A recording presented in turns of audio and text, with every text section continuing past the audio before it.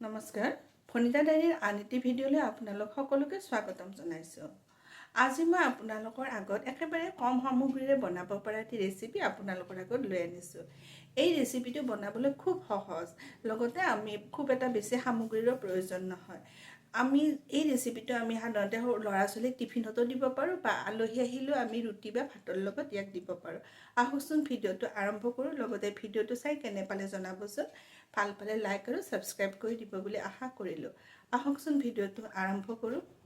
এইটো বনাবলৈ আমাৰ প্ৰয়োজন হ'ব বিন, গাজৰ, পিঁয়াজ আৰু জলকীয়া।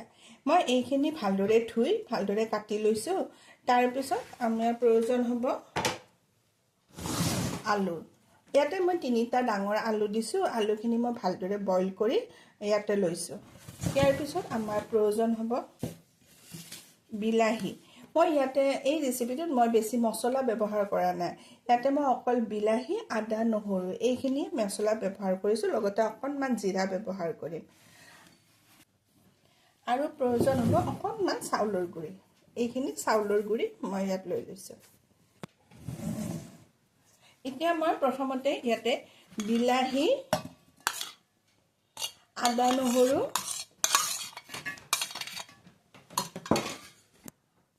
জলকীয়া আৰু 1 চামুচ গোটা জিৰা ব্যৱহাৰ কৰিছোঁ। আৰু অকণমান পিঁয়াজ মই ইয়াতে দি লৈছোঁ। এতিয়া মই এইখিনি ভালদৰে গ্ৰাইণ্ডাৰত গ্ৰাইণ্ড কৰি লওঁ। এইখিনি ভালদৰে এনেকৈ গ্ৰাইণ্ড কৰি ল'লোঁ। আমি গেছটো অন কৰি ইয়াতে কেৰাহীটো আমি দি ল'লোঁ। ইয়াৰ পিছত আমি অকণমান তেল ব্যৱহাৰ কৰিলোঁ। ইয়াৰ পিছত পিঁয়াজ, জলকীয়া আমাৰ ঘৰত আচলতে সকলোৱে জলকীয়া খায়, সেইকাৰণে জলকীয়া পৰিমাণটো আপুনি কম বেছি কৰি দিব পাৰে। যদি আপোনালোকৰ ঘৰত সৰু ল'ৰা ছোৱালী আছে, জলকীয়াৰ পৰিমাণটো কমাই দিব। ইয়াৰ পিছতে মই এই কাটি থোৱা বিনখিনি আৰু গাজৰখিনি দি দিম।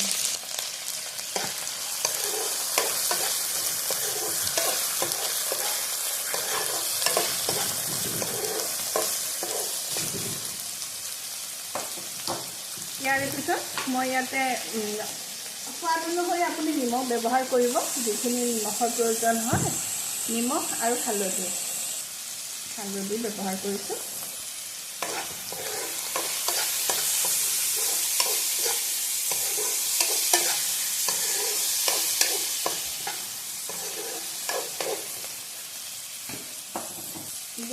এতিয়া অকণমান জুইটো আমি কমাই দি এইখন ঢাকন মাৰি থৈ দিলোঁ। এতিয়া আমি এইখিনি প্ৰায় সিজিছে। যিহেতু আমি বিন আৰু গাজৰটো সৰু সৰুকৈ কাটিছিলোঁ, এইখিনি আমি এতিয়া এখন বেলেগ প্লেটত নমাই দিম।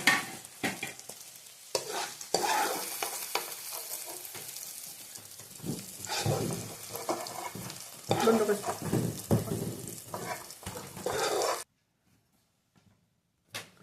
এই ভাজিখিনি আমাৰ হৈ গ'ল। এতিয়া আমি আলুখিনি, যিখিনি আলু বইল কৰি থৈছিলোঁ, সেইখিনি আলু আমি আনিলোঁ। ইয়াতে আমি প্ৰয়োজন অনুসাৰে আলুখিনিত আমি নিমখ অকণমান দি দিব লাগিব। আলুখিনি নিমখখিনি দি ভালদৰে আলুখিনি মিক্স কৰিব লাগিব। এতিয়া আমি ইয়াতে বনাই থোৱা এইখিনি চব্জিখিনি ইয়াতে দি দিব। এইখিনি মিক্স কৰিব লাগিব।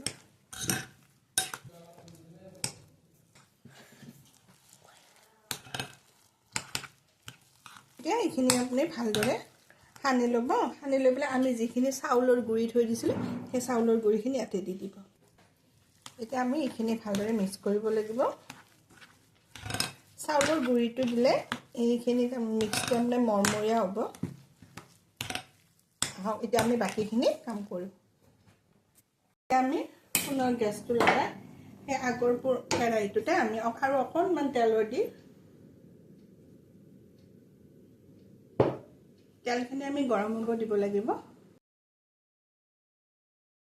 আৰু যিখিনি আমি চব্জিৰে আমি যিখিনি বনাইছিলোঁ, সেইখিনি অকণ অকণকৈ ভাজিব লাগিব।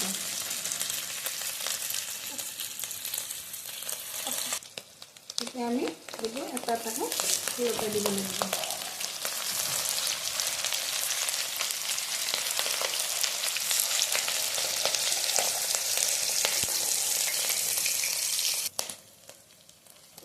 এতিয়া আমি এইখিনি ভালদৰে ভাজি ল'ব লাগিব।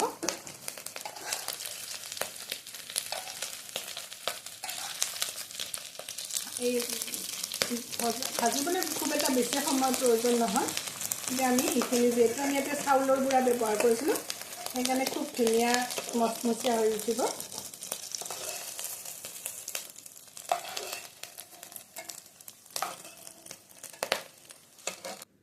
অকণমান তেল ইয়াত আছে। এতিয়া আমি যিখিনি গ্ৰেভি বনাই থৈ দিছিলোঁ সেইখিনি ইয়াতে দিম।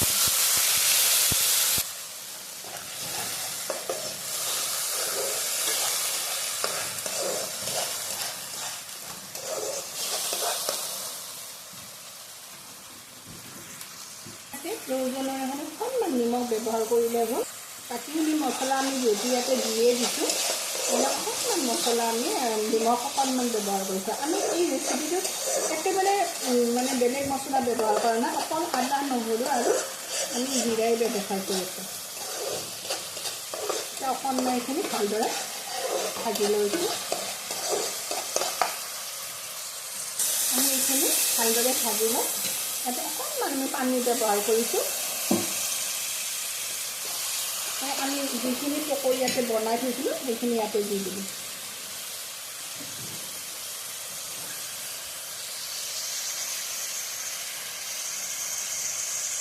এতিয়া আমি এইখিনি অকণমান ভালদৰে লাৰি দি তাতে মিক্স কৰি দিব লাগিব।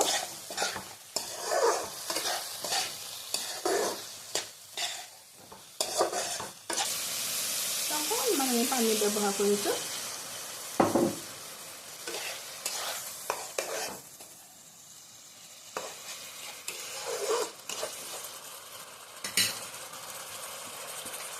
অকণমান ঢাকনিখন মাৰি দিলোঁ।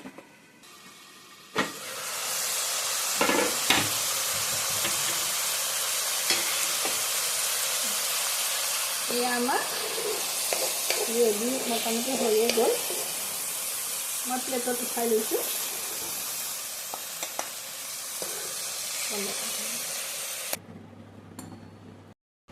এনেদৰে আমি খোৱাটো হয় আৰু লগতে পুষ্টিকৰো, যিহেতু আমি ইয়াতে নানা ধৰণৰ চব্জি ব্যৱহাৰ কৰিছোঁ। আমি এনেদৰে টিফিনতো দিব পাৰোঁ, লগতে ভাতৰ লগতো খাব পাৰোঁ।